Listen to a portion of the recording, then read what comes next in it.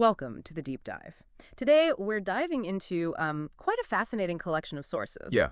all designed to give you a quick, essential understanding of, well, the ever-evolving world of cybersecurity and data. Mhm. Our mission is clear.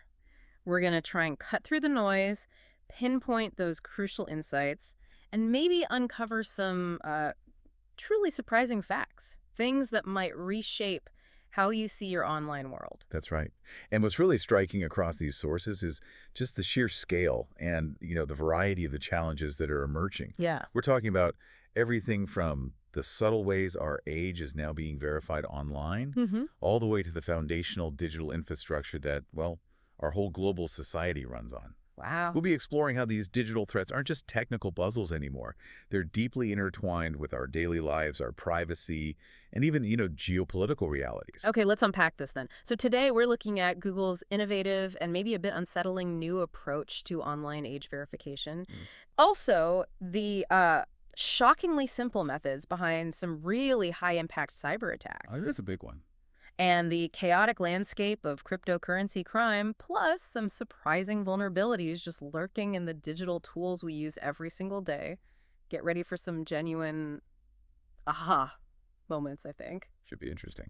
So let's begin with something pretty personal. Our digital identity, and specifically how our age gets verified online. Now, the Supreme Court has actually weighed in on this. Right. They ruled that requiring government IDs for website access isn't inherently invasive. But, well, that sounds straightforward maybe, but this practice comes with some pretty significant headaches, doesn't it? It absolutely does. I mean, you've got issues like kids faking IDs, which happens all the time. Sure. Then there's the very real risk of the sites themselves getting hacked and losing that data.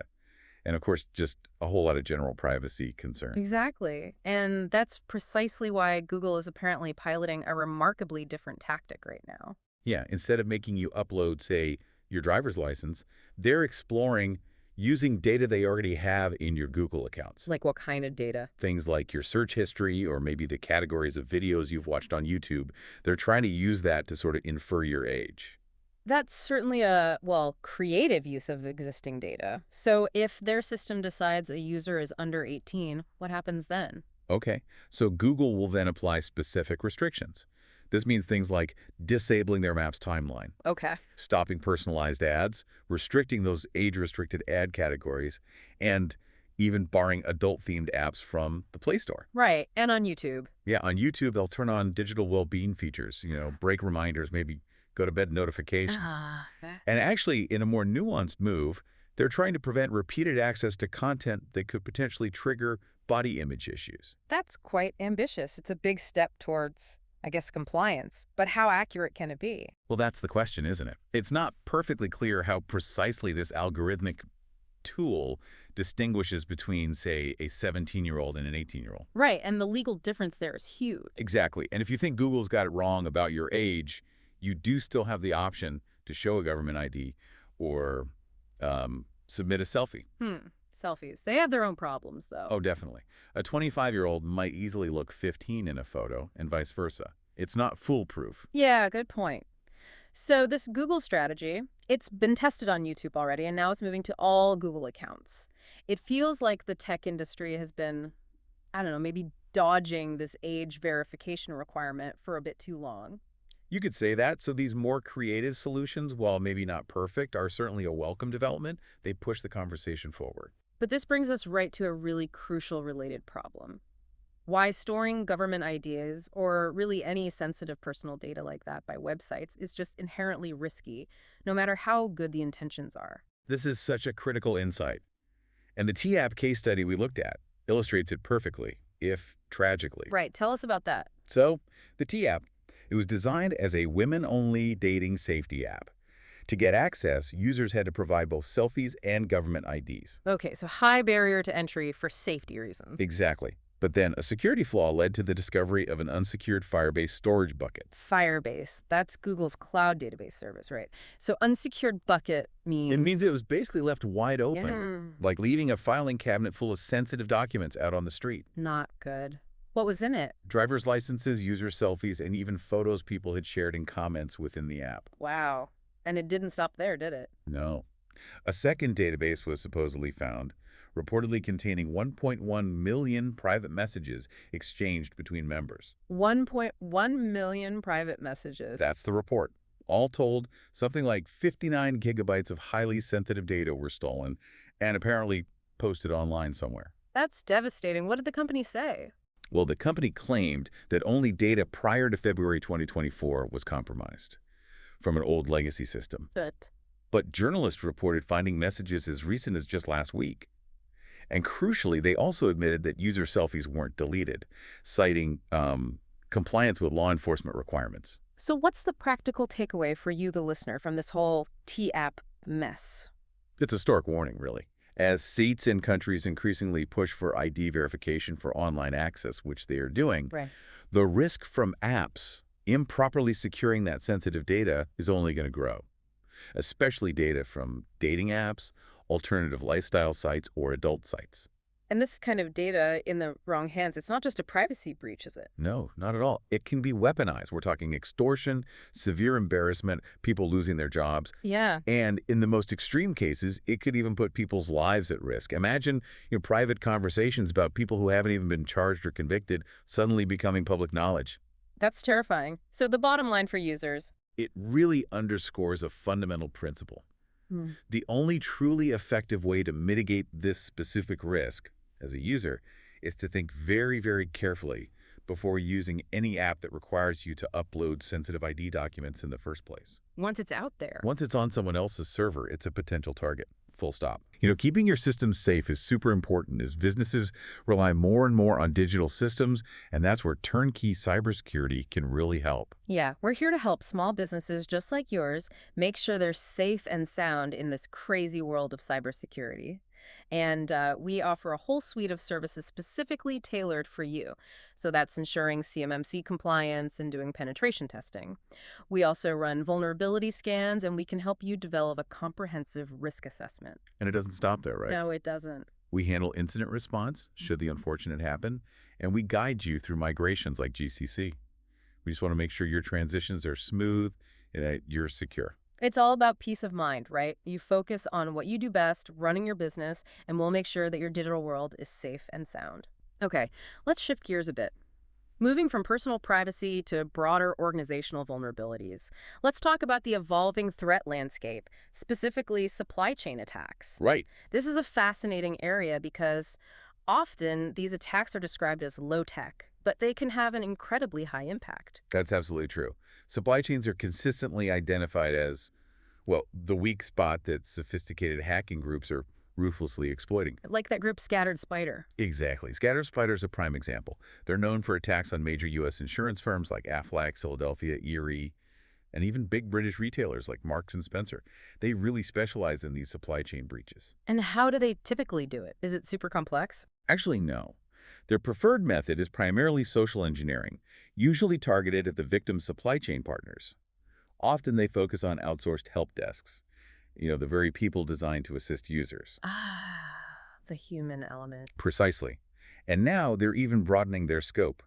They're going after data storage tools like Snowflake, actively looking for victim companies' Snowflake credentials. Snowflake's becoming huge for data warehousing. It is, and the FBI has been warning about these kinds of attacks since 2023, and they're investigating incidents as recent as June 2025.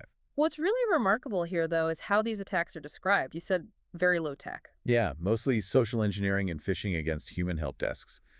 Basic stuff, relatively speaking. Yet they are reliably working. It almost makes you wonder, why bother with super complex, high-tech, zero-day exploits when you can just, try the doorknob? It's a valid question.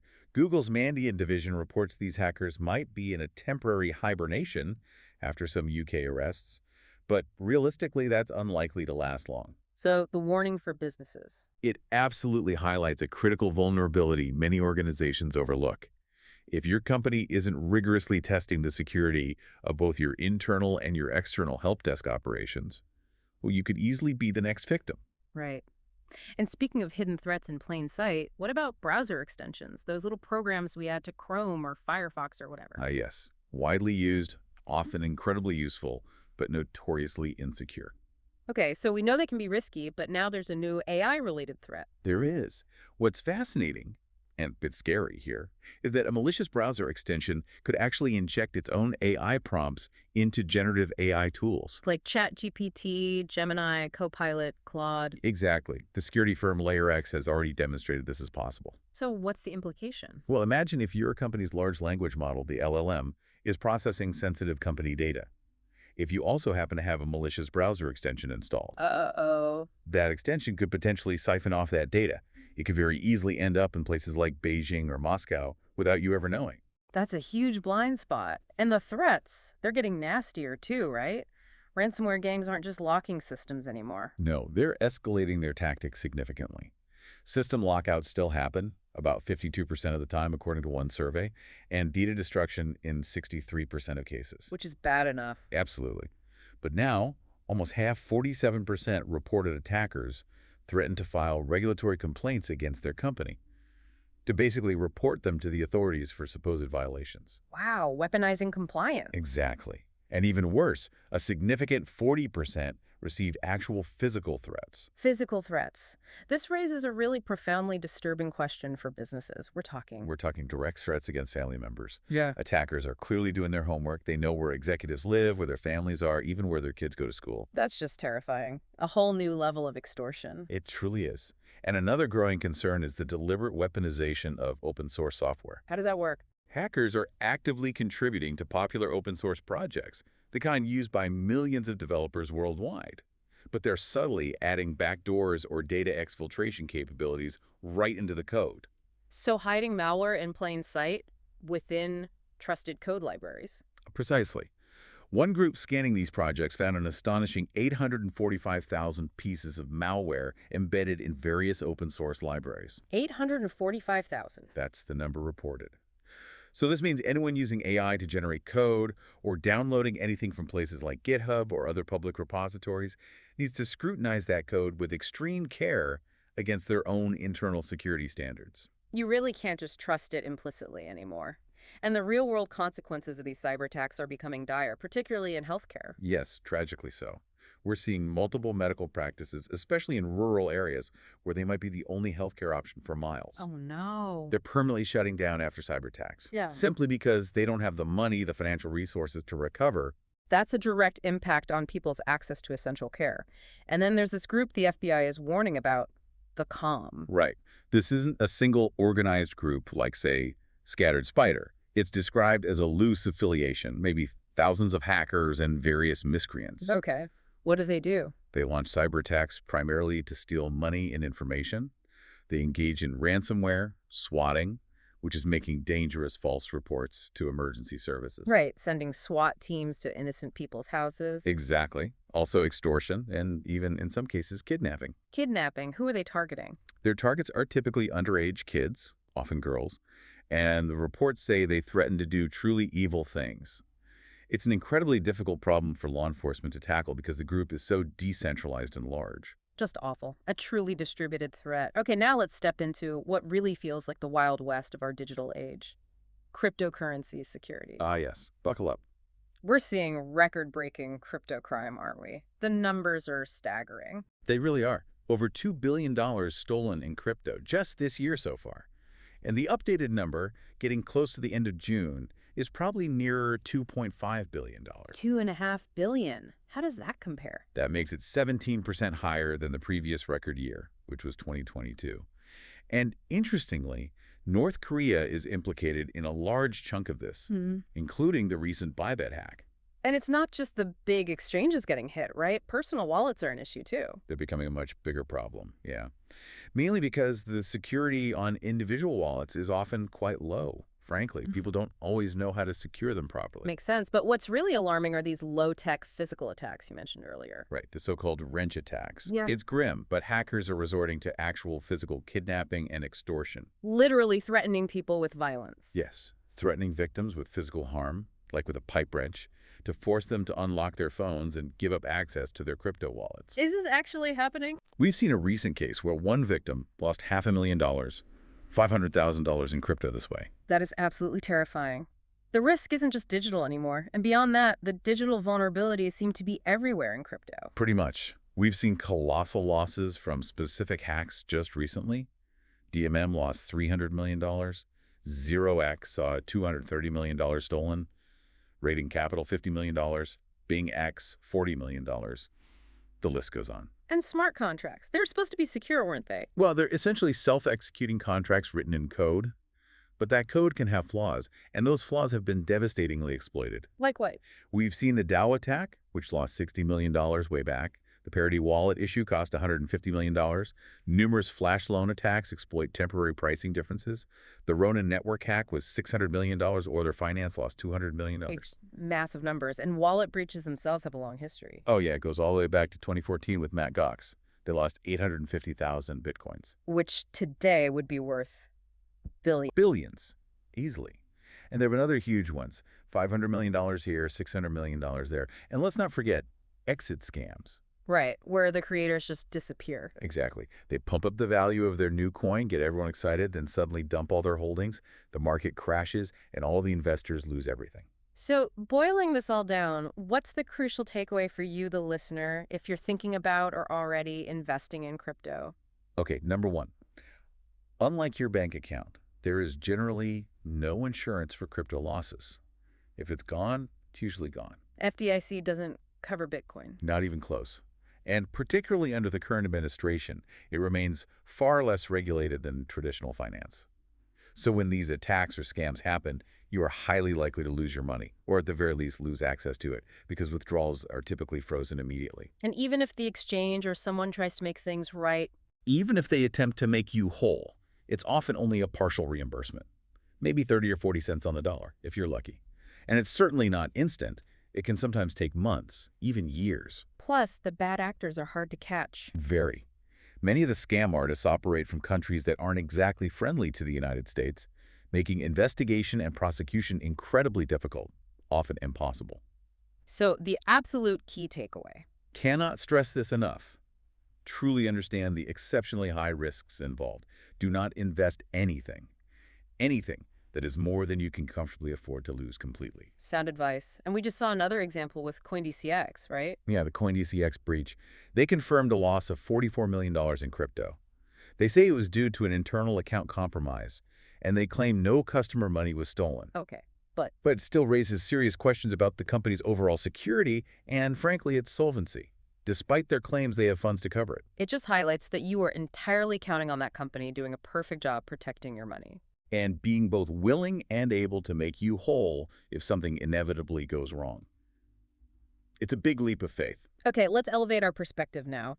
We're moving into the high-stakes world where government, artificial intelligence, and geopolitics all collide in cyberspace. Right. Big picture stuff. Let's start with voice authentication. This is a fascinating topic, and you mentioned it's even being described as a potential bioweapon. That sounds extreme. It does sound extreme, but it highlights the level of concern. First, it's crucial to understand the difference between identification, saying who you are, and authentication, proving you are who you say you are. Okay, subtle but important difference. Very. And financial institutions, fintechs, they're increasingly using voice prints for both identification and authentication. Why are they doing that? Mostly, it's driven by a desire to reduce friction for the user, to make things easier, faster, more convenient. There's always a but. But Sam Altman, the CEO of OpenAI, recently testified before Congress. He stated pretty bluntly that with the rapid advancements in AI voice cloning technology, this approach simply just doesn't work anymore. He said it doesn't work. He went further. He actually called widespread voice authentication a potential bioweapon and even a possible existential threat to the banking system itself. Wow. That's an incredibly strong warning, especially coming from him. It really is. Now, while hackers might be less inclined to target, say, your small personal savings account with sophisticated voice cloning, Right, maybe not worth the effort. using voice authentication for large company accounts holding significant sums of money, that's becoming a really, really risky move. And businesses need to remember the liability aspect here too, right? Absolutely. It's important for business to understand that under federal law, consumers often get more protection when they maybe act a bit insecurely. Businesses, however, are generally assumed to be knowledgeable and sophisticated actors. So the onus is on them if they do something, well, dumb. Pretty much. Banks aren't necessarily obligated to return funds lost due to a business's poor security choices in these scenarios. And while cyber insurance might cover some losses, it often comes with significant caveats and exclusions. So this really forces a choice, doesn't it? It does. You inherently get to choose between security and convenience, but you absolutely must deeply understand the specific risks associated with whatever choice you make. And the current trend. The consistent news, the expert warnings like Altman's, they all strongly suggest voice authentication is becoming inherently more risky. That should give anyone currently relying on it significant pause for thought. Absolutely. Okay, another high stakes area where security standards are being drastically reevaluated is CMMC. That's the Cybersecurity Maturity Model Certification. Right, impacting the defense supply chain. Exactly. The Department of Defense is significantly upping the pressure on defense contractors and their entire supply chains, the whole defense industrial base, or DIB, to meet these rigorous security standards. And this isn't just for the big prime contractors, right? It flows down. That's the key point. If a prime contractor shares controlled unclassified information, or CUI. Which could be technical specs, diagrams, sensitive but not classified data. Precisely. If they share that CUI with a subcontractor, that subcontractor also needs to be CMMC compliant and potentially even certified by an independent third-party auditor. So it's not optional for the smaller guys in the chain. Not at all. The mandatory DFAR 7 clause, that's a specific federal acquisition regulation, explicitly includes a mandatory flow down to subcontractors. You can't just bypass these security requirements because you're further down the chain. The obligations extend throughout the entire supply chain. And we're already seeing consequences for noncompliance. Definitely. Companies are already losing contracts or being outright denied the ability to even bid on contracts if they aren't CMMC compliant. And it's worth clarifying. CMMC is essentially an attestation of formal declaration that you meet the requirements of NIST 800-171. Which is a set of security guidelines that have actually been required in defense contracts since 2018. Right. So this isn't brand new, but the enforcement and certification aspect is ramping up.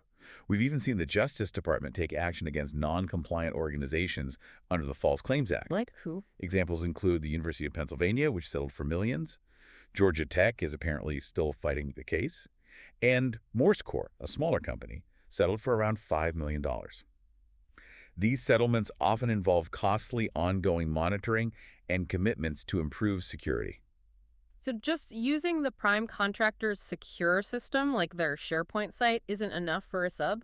No, that's generally not considered sufficient for a subcontractor's own compliance under CMMC. Yeah. What's really interesting here is the government's strong push towards data minimization. Meaning?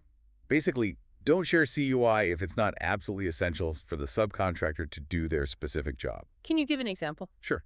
Think about a dump truck driver delivering rocks to a military base. Instead of giving them a full base map that includes sensitive CUI like sewer lines and power grid locations, just give them a simple Google Maps pin for the specific delivery spot.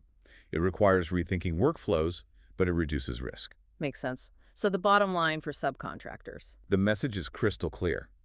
If a subcontractor isn't compliant and the contract requires CMMC, they simply cannot be included.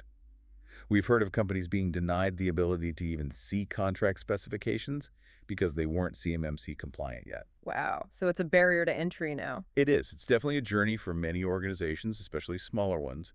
The clear advice is start your compliance efforts now. Don't wait until you lose a bid. Okay, shifting focus slightly to critical government agencies themselves, CISA, that's the Cybersecurity and Infrastructure Security Agency, has been operating with a significant leadership void, hasn't it? That's right. They haven't had a permanent Senate-confirmed director throughout the current administration. Why not? Primarily because Senator Ron Wyden has been actively blocking the confirmation process. And his reason for doing that? His stated reason is that CISA has refused to release an unclassified version of a report detailing recent Chinese cyber attacks, specifically operations dubbed Salt Typhoon, which targeted U.S. telecommunications companies. Why would CISA refuse to release an unclassified report? The precise reason isn't entirely clear.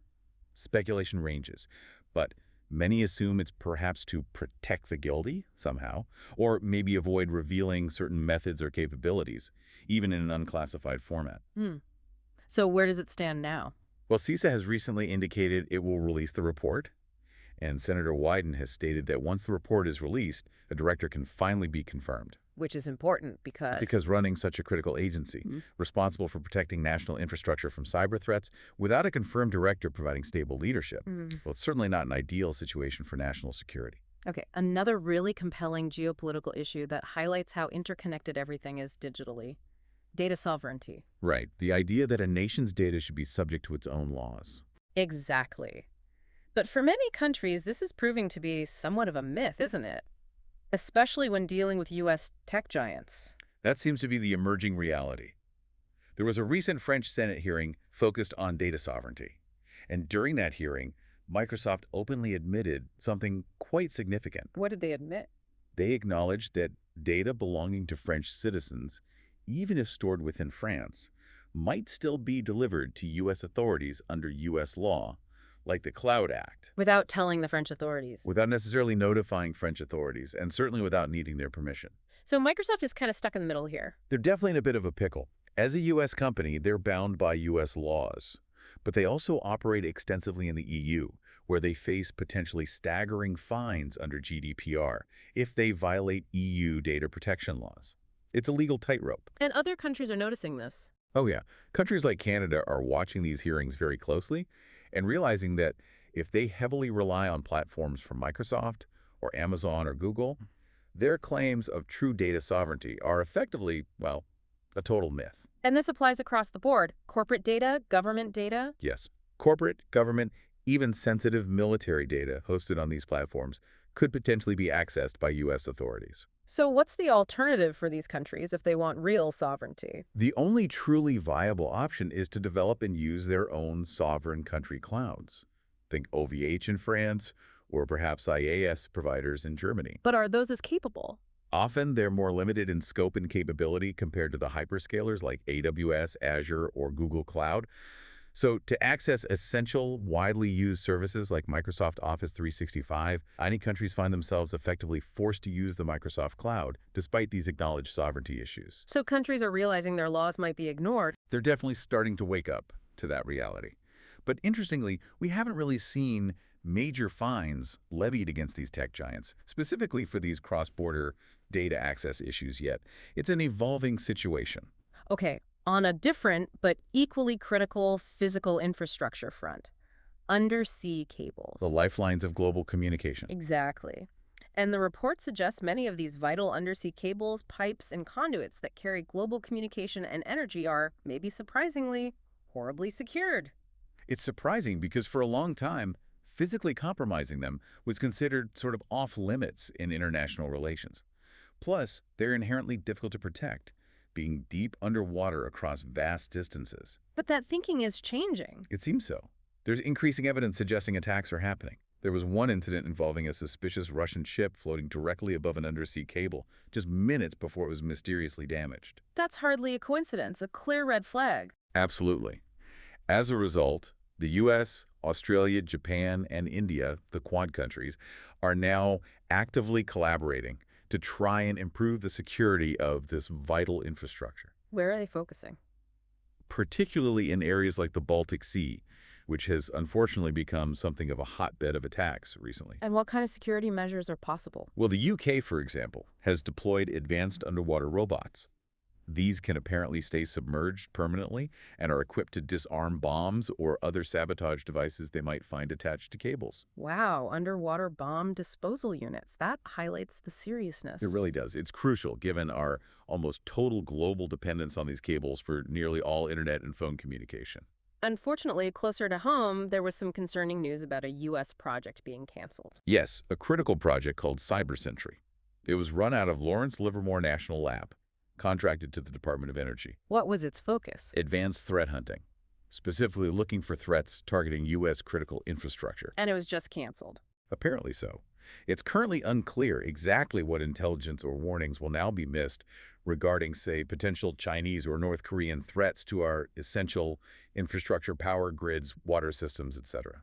But consequences are expected. Experts anticipate we might see some consequences, some gaps in our understanding emerge within the next couple of months. Not ideal. And finally, let's touch on a story that blends old-school deception with modern digital scams. This deepfake IT worker scam. Right. This one is quite something. An Arizona woman, Christina Marie Chapman, age 50, was recently sentenced. What does she do? She got 102 months in prison, that's 8.5 years, for her role in facilitating a North Korean fake IT worker scam. North Korean hackers posing as remote IT workers. Exactly. They'd get hired by U.S. companies for remote IT jobs, often using stolen identities facilitated by people like Chapman.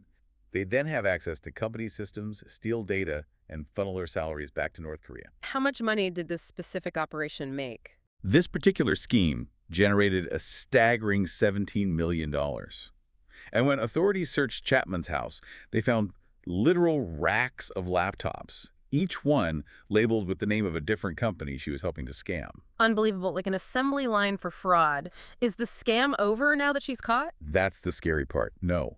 Multiple companies have already been targeted or compromised by this type of scam, and security agencies warn it's still very much ongoing. Despite this conviction, it's a persistent threat. So, wow, we've really covered a dizzying array of threats and innovations today. Everything from novel ways to protect your age online, all the way to the profound geopolitical stakes of keeping undersea cables secure. Yeah, it's a lot. It's absolutely clear that this digital world we live in demands constant, unrelenting vigilance. It really does. And if we try to connect all these different threads back to the bigger picture, what becomes evident is that the digital landscape is just becoming exponentially more complex and, frankly, more adversarial.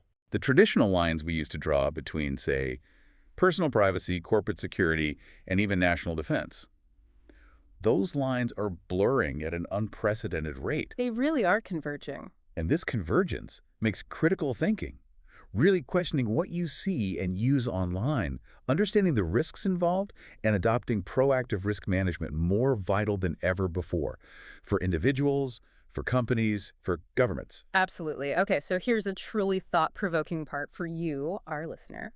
What specifically stood out to you from this deep dive today?